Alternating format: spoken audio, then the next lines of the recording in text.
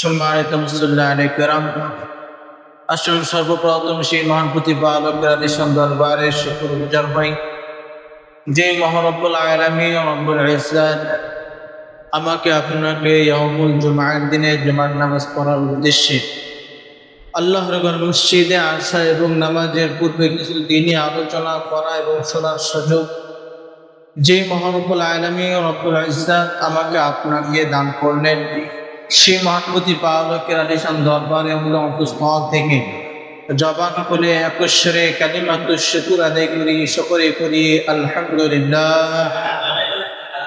অসংখ্য অগণিত দৌড় সেই মহান ব্যক্তির উপর যার মাধ্যমে আমরা পূর্ণাঙ্গ দিন পেয়েছি, যিনি ছিলেন মানবতার দূত মুক্তির দিশারি, তিনি হলেন সাইয়্যিদুনা নবিয়্যুনা আহমদুল নবী, আমাদের নবী, দো জাহানের নবী নবী মুহাম্মদুর রাসূলুল্লাহ, সকলে বলি সাল্লাল্লাহু আলাইহি ওয়াসাল্লাম। সম্মানিত মুসলিম কিরাম, আল্লাহ রাব্বুল আলামিনের কোরআনুল কারীম থেকে বহু পরিচিত এবং জানা আমরা যারা আলহামদুলিল্লাহ নামাজে আসি, মোটামুটি সকলে জানা পরিচিত একটি সূরা তেলাওয়াত করেছি, সূরাতুল ফালাক। আলহামদুলিল্লাহ মোটামুটি আমরা অন্যান্য কোরআনুল কারীমের সূরা না পড়লেও শেষ দিকের কয়েকটি সূরা আমাদের অনেকেরই জানা আছে। মনে রাখতে হবে, কোরআনুল কারীমের আমি আপনার নামাজ যখন পড়ি, নামাজ পড়ার জন্য কমপক্ষে 2 থেকে 4-5টা সূরা সুন্দরভাবে, শুদ্ধভাবে, বিশুদ্ধভাবে তেলাওয়াত শিখা রাখা একটা বড় জরুরি, ফরজে আইন। নামাজ পড়া যেমন ফরজে আইন, নামাজের মধ্যে কেরাত পড়াটাও ফরজে আইন। কেরাত না পড়লে নামাজ হবে না। এ কারণে সূরা ফাতিহা সহ কমপক্ষে হলেও কয়েকটি সূরা আমাদেরকে বেশি থেকে বেশি চর্চা করা এবং শেখা একটা বড় জরুরি। আমরা তো অনেকে বয়স হয়ে গিয়েছে বিদায় এই সূরাগুলা চর্চা করতে শরম পাই, লজ্জা বোধ করি, ভয় পাই, কথা ঠিক না? আমরা যদি আপনার এই সূরাগুলা হুজুর অথবা যে জানেওয়ালা, যে বিশুদ্ধ তেলাওয়াত পারে, তার কাছে যদি আপনি মাঝে মাঝে চর্চা করতাম, তাহলে মনে হয় দূর সুন্দর আছে, এর থেকে আরো বেশি সুন্দর হয়ে যেত যদি আমরা একটু চর্চা করতাম। অনেক মানুষ এমন আছে যারা নিজেদেরকে একটু ছোট মনে হবে বিদায়ী হুজুরের কাছে জিগায় না, মনে করে আমি তো পারি, অথচ ধরতে গেলে সুন্দর করে পড়তে পারবে না। অনেক ভুল আছে, অনেক গলদ আছে, যে গলদের কারণে তার সূরাটা সহিহ হচ্ছে না। পারে ঠিকই, কিন্তু গলদ আছে অনেক, চেষ্টা করে না। চেষ্টা না করে ধরুন তার সূরাটা সৌন্দর্য রক্ষা হচ্ছে না বা সুন্দর হচ্ছে না, তেলাওয়াত সুন্দর হচ্ছে না। অতএব আমরা যারা নামাজ পড়ি অথবা নামাজ নাও পড়ি, আমাদের জন্য কোরআনুল কারীম অর্থাৎ কিছু কিছু সূরা ফাতিহা থেকে নামাজের মধ্যে তেলাওয়াত করার জন্য কিছু সূরা, কিছু আয়াত বিশুদ্ধ তেলাওয়াত জানা এটা জরুরি। এবং আমরা তো অনেকে বিশুদ্ধ তো দূরের কথা, অশুদ্ধও পারি না, কথা ঠিক না? এরকম একটি সূরা আপনাদের সামনে তেলাওয়াত করছে, আলহামদুলিল্লাহ মোটামুটি অনেকে সূরাটা সম্পর্কে জানি, সূরাটা অনেকে পারি, সূরাতুল ফালাক। এই সূরাতুল ফালাক আল্লাহ রাব্বুল আলামিন এই সূরাটা নাজিল করেছেন। রাসূলুল্লাহ সাল্লাল্লাহু আলাইহি ওয়াসাল্লাম বলেন, আল্লাহ রাব্বুল আলামিন সূরা ফালাক আর সূরা নাস এই দুইটা সূরা একসাথে নাজিল করেছেন। রাসূলুল্লাহ সাল্লাল্লাহু আলাইহি ওয়াসাল্লাম বলেন, এই দুইটা সূরা, এই সূরাগুলো হলো মুমিনদের জন্য হাতিয়ার। সুবহানাল্লাহ, মুমিনদের জন্য হাতিয়ার, অস্ত্র। আমরা কোন একটা বিপদে আপদে অথবা কোনো একটা জায়গায় গেলে আমাদের একটা হাতিয়ার থাকে, অস্ত্র থাকে। যানবাহনে চড়তে গেলে গাড়ির প্রয়োজন, যুদ্ধের ময়দানে গেলে অস্ত্রের প্রয়োজন, হাতিয়ারের প্রয়োজন, বিপদ আপদে আসলে টাকা পয়সার প্রয়োজন, অস্ত্র হাতিয়ার যেমন প্রয়োজন। রাসূলুল্লাহ সাল্লাল্লাহু আলাইহি ওয়াসাল্লাম বলেন, মুমিন বান্দাবান্দি যারা আছে, মুসলিম যারা আছে, তাদের জন্য সূরা ফালাক আর সূরা নাস এই দুইটা সূরা হলো তাদের জন্য হাতিয়ার। সুবহানাল্লাহ। এই দুইটা সূরার মধ্যে মোট 11টি আয়াত আছে। এই 11টি আয়াতের আলোচনা করতে গেলে দীর্ঘ সময়ের প্রয়োজন।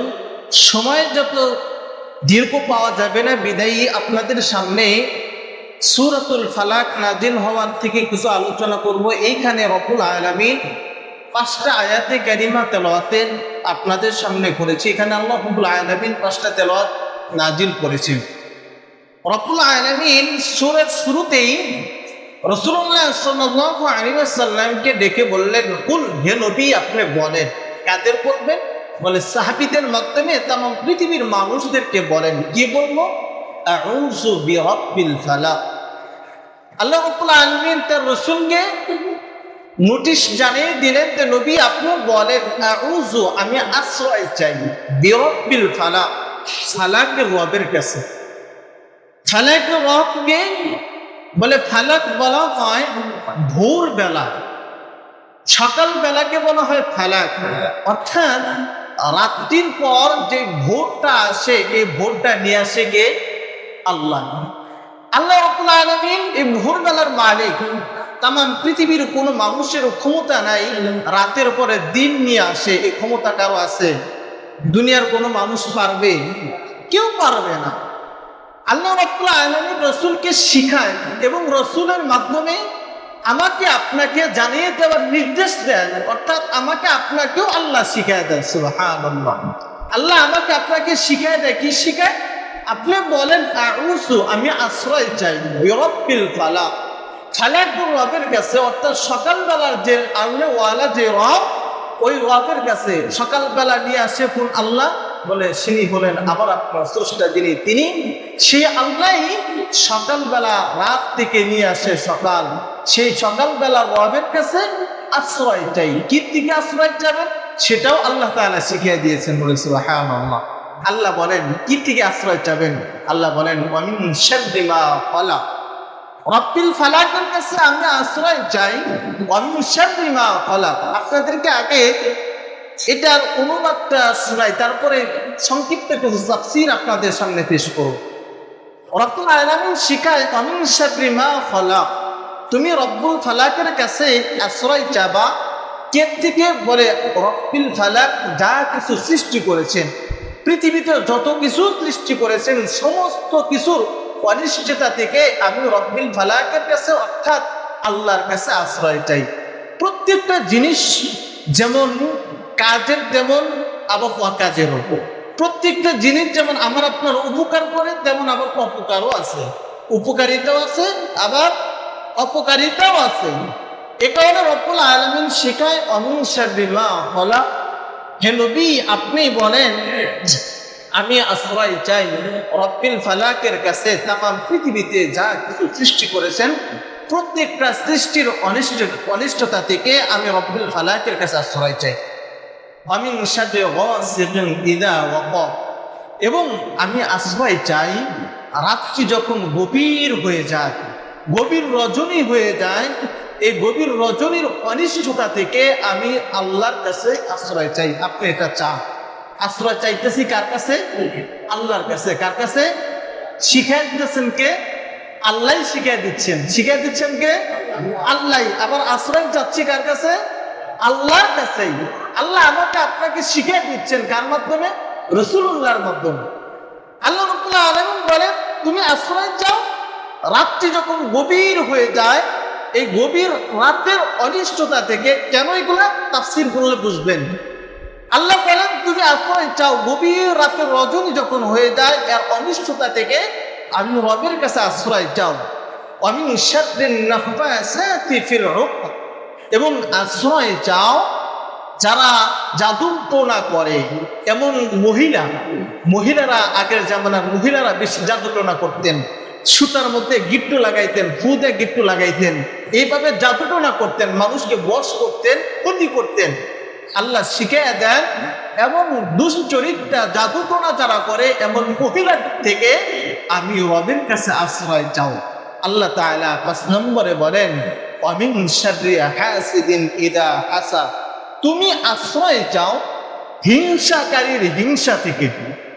আমাদের সমাজের মধ্যে বা আমাদের আশেপাশের মানুষগুলা, আমাদের আচরণ বা আমাদের সাথে মানুষগুলা হিংসা করেওয়ালা মানুষ আছে না নাই? অনেক মানুষ আছে হিংসা করে, হিংসার বশবর্তী হয়ে মানুষকে মেরে ফেলতেও দ্বিধাবোধ করে না। কথা ঠিক না? আপন জনও যদি হয়, আপন ভাইও যদি হয়, আপন চাচাতো ভাইও যদি হয়, হিংসার বশবর্তী হয়ে মেরে ফেললেও দ্বিধাবোধ করে না। আল্লাহ শিখায় দেয়, ওয়ামিন শাররি হাসিদিন ইযা হাসাদ। তুমি আশ্রয় চাও রবের কাছে কিসের থেকে? বলে যারা হিংসা করে তোমাকে ক্ষতি করতে পারে, এবং হিংসা থেকে আশ্রয় চাও। কথাগুলো খুব সুন্দর না? আশ্রয় চাইতে বলছেন কার কাছে? আল্লাহর কাছে। কারণ পৃথিবীতে একমাত্র সুনিপুণ আশ্রয় দাতা হলো একজন, তিনি হলেন আল্লাহ। আল্লাহ ছাড়া, আল্লাহ ব্যতীত স্থায়ী আশ্রয় দেওয়ালা পৃথিবীর মধ্যে কোনো মানুষ নাই, কেউ আশ্রয় দিতে পারে না। মুসলমান ভাই আমার, এটা হলো রব্বুল আলামিন কোরআনুল কারীমের সূরা ফালাকের মধ্যে তার রাসূলুল্লাহ সাল্লাল্লাহু আলাইহি ওয়াসাল্লামকে ডেকে ডেকে জানায় দেয়, নবী হে, কুল, আপনি বলেন। কাকে বলবেন? তামাম পৃথিবীর সমস্ত পাপীদেরকে বলেন। সাথে সাথে আপনি নিজে আশ্রয় চান। আউযু বিরাব্বিল ফালাক, রব্বিল ফালাকের কাছে আপনি নিজে আশ্রয় চান। এবং আপনার উম্মতের মধ্যে তামাম পৃথিবীতে যত মানুষ আসবে প্রত্যেককে এই কথাটা জানায় দেন, তারা যেন রব্বিল ফালাকের কাছে আশ্রয় চায়। রব্বিল ফালাক বলা হয় সকালকার রব যিনি। আল্লাহ রাব্বুল আলামিন বলেন, তুলিদুল লাইলা ফিন নাহারি ওয়া তুলিদুন নাহারা ফিল লাইল। রব্বুল আলামিন বলেন, দুনিয়ার মধ্যে রাতের পরে দিন নিয়ে আসি আমি, আবার দিনের পরে রাত নিয়ে আসিও আমি। রাতের পরে দিন আনার ক্ষমতা আল্লাহর আছে, আবার দিনের পরে রাত আনার ক্ষমতাই আল্লাহর আছে। তামাম পৃথিবীতে এমন কোনো ক্ষমতাবান নাই যেই বান্দাটা, যেই বান্দিটা, অর্থাৎ যেই দেশটা, যেই সংস্থাটা রাতের পর দিন নিয়ে আসবে, এমন মানুষ কি খুঁজে পাওয়া যাবে? একজনও পাওয়া যাবে। যে রাতের পরে দিন নিয়ে আসে, আবার দিনের পরে রাত নিয়ে আসবে, এমন ক্ষমতাবান কোন মানুষ আছে? সবাই বলেন আছে? কেউ নেই। এটা করেন কে? সবাই বলেন, করে কে? আল্লাহ। এটা দুনিয়ার কারো ক্ষমতা নাই। তুলিদুল লাইলা ফিন নাহার ওয়া তুলিদুন নাহারা ফিল লাইল, এই ক্ষমতাবান একজনই। রাত গভীর হয়ে যায়, সমস্ত মানুষগুলো ঘুমিয়ে যায়, তামাম পৃথিবীটা আধার আচ্ছন্ন হয়ে যায়, অন্ধকার হয়ে যায়। ওই অন্ধকার থেকে আবার সুন্দর পৃথিবীটাকে আলোকিত একজনই করেন, তিনি কে? সবাই বলেন, তিনি কে? দুনিয়ার কোন মানুষের ক্ষমতা আছে? কারো ক্ষমতা নেই। এমন রবের কাছে আশ্রয় চাবেন না তো কার কাছে আশ্রয় চাবেন? রব্বুল আলামিন বলেন, এই ক্ষমতাবান শুধু আমি একজনই, আমি পারি পৃথিবীতে একদিন রাত করতে, একদিনকে দিন করতে, দিনের পরে রাত নিয়ে আসতে, রাতের পরে দিন নিয়ে আসতে ক্ষমতা আমার। আমি একাই পারি, দুনিয়ার আর কেউ পারে না। অতএব আমি রব্বুল ফালাকের কাছে আশ্রয় চাই। দুনিয়ার সমস্ত আশ্রয়গুলো একদিন নিরাশ্রয় হয়ে যায়। মানুষগুলা যখন দুনিয়ার পৃথিবীতে আসে, আসার পর মা বাবা তার আশ্রয়দাতা হয়ে যায়, আপন জনগুলো আশ্রয়দাতা হয়ে যায়, ভাই বোন আশ্রয়দাতা হয়ে যায়। সবাই বলে কালে করে মানুষ করে আশ্রয় নেয়, আশ্রয় দেয়, তাদেরকে সুন্দর করে আদর আপ্যায়ন করে। এক পর্যায়ে ধীরে ধীরে যখন বড় হয়ে যায়, ভাইয়েরা আলাদা হয়ে যায়, নিরাশ্রয় হয়ে যায় বাইরে থেকে। এক পর্যায়ে মা বাবা দুনিয়ার থেকে বিদায় নিয়ে চলে যায়, তারাও একদম নিরাশ্রয় হয়ে যায়। আশ্রয় ক্ষণস্থায়ী হয়ে যায়, চিরস্থায়ী আশ্রয় কেউ দিতে পারে না। শুধুমাত্র কেবলমাত্র রব্বুল আলামিন যিনি, রব্বিল ফালাক যিনি সকালবেলা রব, যিনি আমার আপনার রব, তিনি যদি আশ্রয়দাতা হয়ে যায়, রব্বুল আলামিন যদি কারো আশ্রয়দাতা হয়ে যায়, দুনিয়ার মধ্যেও আশ্রয় দেয়, মরলে কবরেও তার আশ্রয়দাতা হয়ে যায়। সুবহানাল্লাহ। দুনিয়ার মধ্যেও আশ্রয়দাতা, কবরের মধ্যেও আশ্রয়দাতা হয়ে যান। তার আশ্রয় চিরস্থায়ী আশ্রয়, অস্থায়ী আশ্রয় না। মা বাবা আশ্রয় দেয় কতদিন? মারা গেলে নিরাশ্রয়, তাদের কাছে যাওয়ার আর কোনো জায়গা নাই, তাদের দ্বার গড়ায় দাঁড়ানোর কোনো সুযোগ নাই। কিন্তু আমার আপনার রব যিনি, তার দ্বার গড়ায় দাঁড়ানোর সুযোগ আছে না নাই?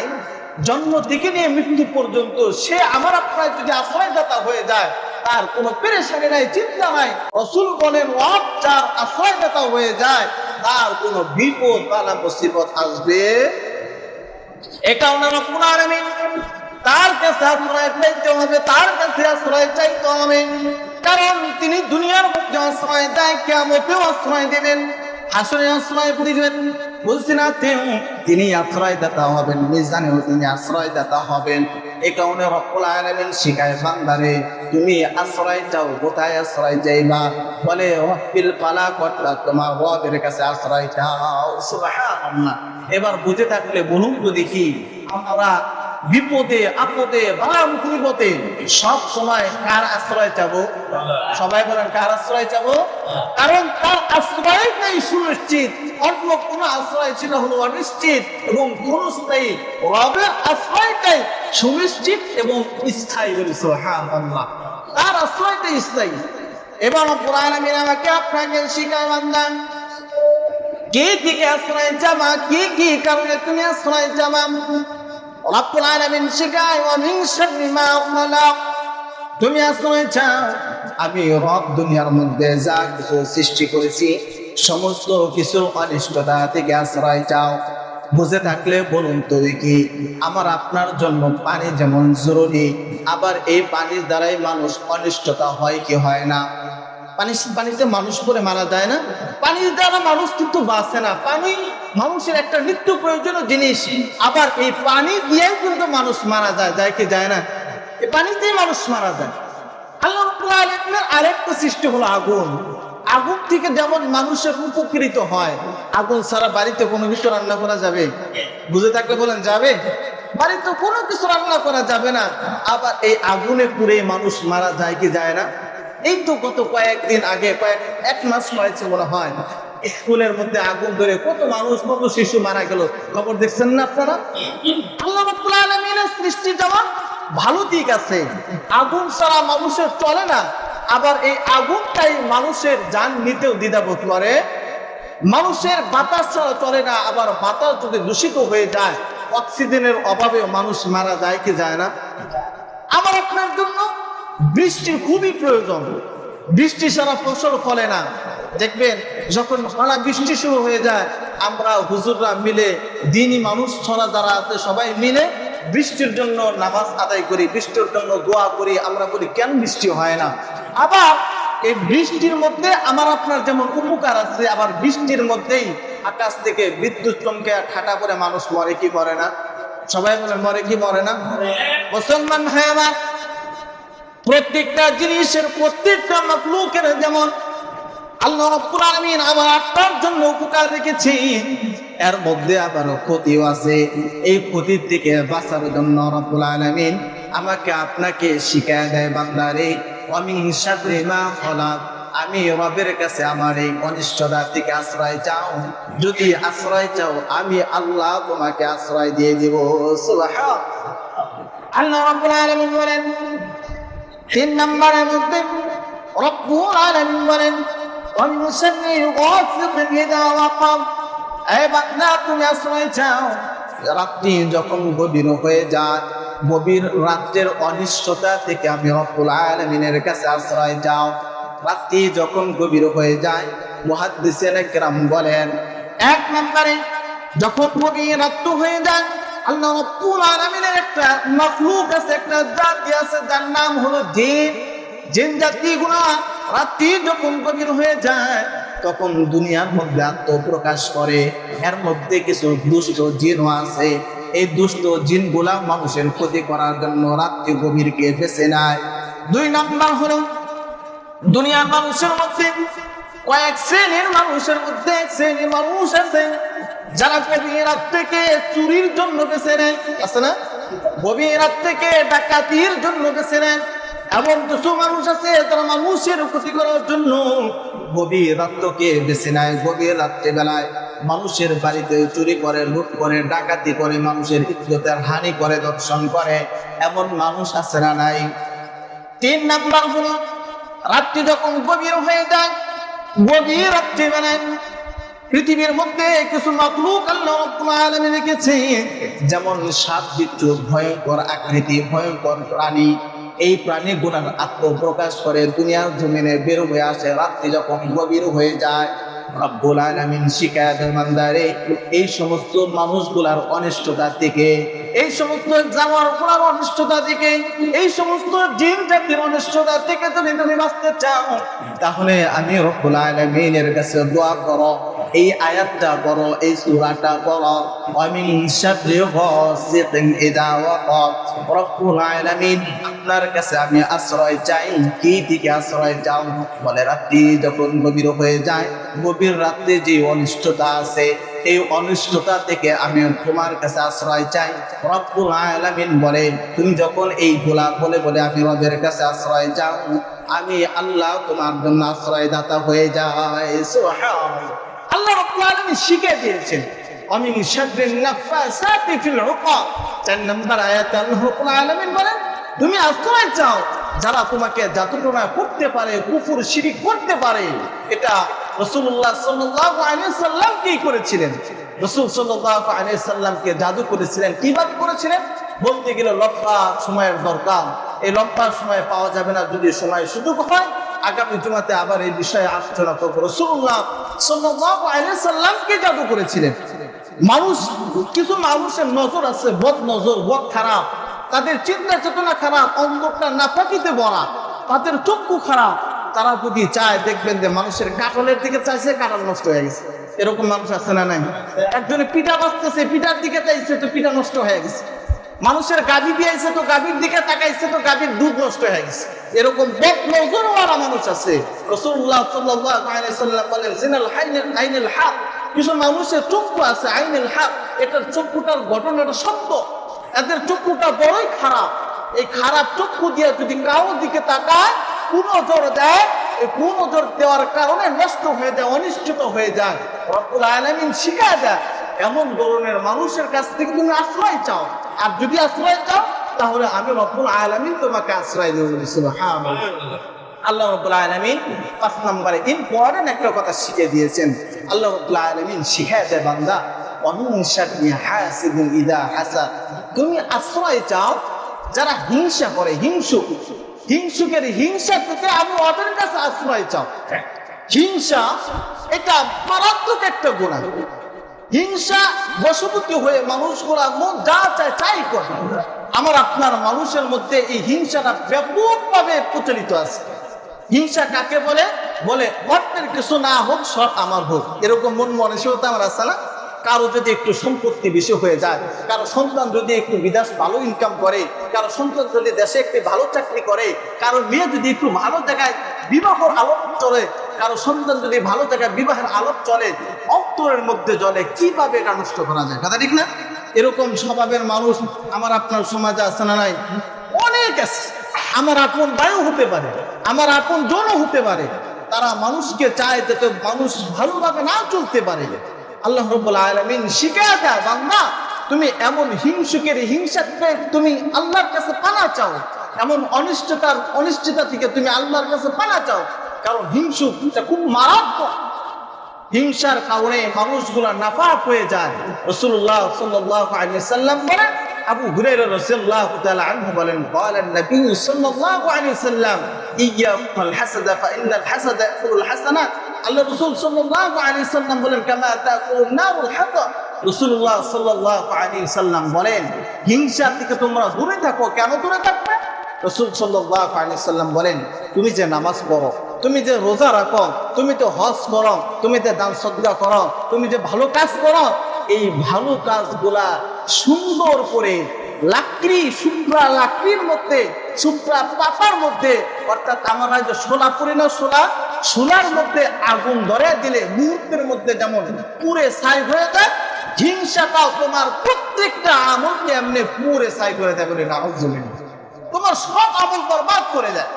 তুমি যা আমল করো, তুমি যে আমলটাই করবা, প্রত্যেকটা আমলই তোমাকে হিংসা বশবর্তী হওয়ার কারণে, হিংসা থাকার কারণে প্রত্যেকটা আমল তোমার বরবাদ হয়ে যাবে।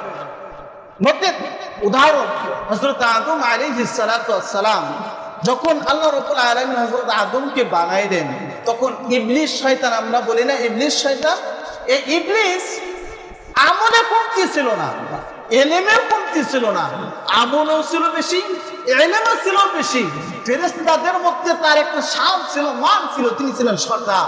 কিন্তু রব্বুল আলামিন যখন বললেন, এই ইবলিস তুমি আদমকে সিজদা করো, ইবলিস বলে হিংসা, হ্যাঁ আমি সিজদা করব? ও কি হয়েছে? ও তো মাটির তৈরি, আদমকে তো আপনি মাটিতে বানাইছেন, ওকে সিজদা করবো কেন? ও তো 2 দিন ধরে হয়েছে, আমি তো অনেক আগের থেকে আপনার ইবাদত করি, আমি তো একজন সর্দার, আমি কেন তাকে সিজদা করব? এই যে হিংসা হওয়ার কারণে রব্বুল আলামিন আদমের শান মান বাড়িয়ে দিলেন, কমতি হলেন না, কিন্তু ইবলিসের শান মান এমন কমে গেলেন, তাকে আল্লাহর জান্নাত তো দূরের কথা, জান্নাতে গ্রাণ পর্যন্ত কোনোদিন পাবে অভিশপ্ত হয়ে গেলেন। কেন? হিংসার বশবর্তী হওয়ার কারণে। এই হিংসা মনের থেকে দূর করতে হবে। হিংসা নিয়ে যত আমলই করি, যত নেক আমলই করি, হিংসা যদি আমার আপনার যদি গ্রাস করে ফেলে, হিংসা যদি আমার আপনার জন্য অন্তরে এসে যায়, মানুষের ভালো দেখলে যদি আমার জ্বলে, একজনের ভালো খেতে দেখলে যদি আমার জ্বলে, একজনের ভালো করতে দেখলে যদি আমার জ্বলে, তাহলে আমি যত বড়ই বুজুর্গ হই আর হুজুর হই আর ইবাদত করেওয়ালা হই আর নামাজি হই, সব কিছু পুরো ধ্বংস হয়ে যাবে। এটা আমার কথা না, বলছেন রাসূলুল্লাহ সাল্লাল্লাহু আলাইহি ওয়াসাল্লাম, আমার কথা না। রাসূল বলেন, আবু দাউদের মধ্যে হাদিস এসেছে, তিরমিজি শরীফের হাদিসও এটা এসেছে, আল্লাহ রাব্বুল আলামিন ও রাসূল বুখারীও হাদিস এনেছেন যে তোমরা হিংসা করিও না, সম্পর্ক ছিন্ন করিও না, একজন আরেকজনের সাথে অহংকার আর দাম্ভিকতা দেখাইও না। কিন্তু দুঃখজনক হলেও সত্য, আমরা যত দিন যাচ্ছে মনের মধ্যে হিংসা আর অহংকার আর তাকাব্বুরি তত আমাদেরকে বেড়ে চলছে। কথা ঠিক না? আমাদের অহংকার, হিংসা, এগুলা তাকাব্বুরি, আমার উপরে কে আছে, আমি এমক, আমি তমক, আমি এমক হয়ে গেছি, এরকম হিংসা, অহংকার, তাকাব্বুরি আমার আপনার মধ্যে গ্রাস করে ফেলছে। এ কারণে রব্বুল আলামিন আমাকে আপনাকে শিখায় দেয়, বান্দা তুমি বলো আমিন শাররি হাসিদিন ইযা হাসাদ, যারা হিংসা আছে, হিংসুক যারা আছে, এদের দিকে আল্লাহ আপনি আমাকে হেফাজত করেন, এদের থেকে আপনি আমাকে অনিষ্টতা থেকে হেফাজত করেন। এই দোয়াগুলা শিখিয়ে দিয়েছেন একজন, তিনি কে? আল্লাহ। বুঝে থাকলে বলুন তো দেখি, আমি আপনি এখন থেকে, আজ থেকে কখনো যদি বিপদে আপদে বালা মুসিবতে পড়ি, তাহলে কার কাছে আশ্রয় যাব? আল্লাহর কাছে। কার কাছে? আল্লাহর কাছে। ঘুম আসতেছে না, পেরেশানি, সংসারে অশান্তি, মানুষ শত্রুমি করতেছে, কেউ জাদুটনা করতেছে, তখন আমি পড়বো সূরাতুল ফালাক, সূরাতুন নাস, এই 2টা সূরা পড়বো। এগুলো হলো আমার হাতিয়ার। এগুলা কি? হাতিয়ার, আমার অস্ত্র। রাসূলুল্লাহ সাল্লাল্লাহু আলাইহি ওয়াসাল্লাম শিখিয়ে দিয়েছেন, এগুলা তোমার অস্ত্র। তুমি বেশি বেশি পাঠ করো, কুল আউযু বিরাব্বিল ফালাক, আল্লাহ আপনার কাছে আমি আশ্রয় চাই, ওয়া মিন শাররি মা খালাক, ওয়া মিন শাররি গাসিকিন ইযা ওয়াকাব, ওয়া মিন শাররি নাফাসাতি ফিল উকাদ, ওয়া মিন শাররি হাসিদিন ইযা হাসাদ। এই যে আশ্রয় আল্লাহর কাছে চাওয়া হচ্ছে, এই আশ্রয় যদি আল্লাহ আমার আপনার গ্রহণকর্তা হয়ে যায়, তাহলে দুনিয়ার কোন মানুষের কোন সিকিউরিটির দরকার নাই। এমনকি আমরা দেখেছি, আমরা জানি, সিকিউরিটির মাধ্যমেও, সিকিউরিটি ভেদ করেও মানুষকে হত্যা করতে পারে কি পারে না?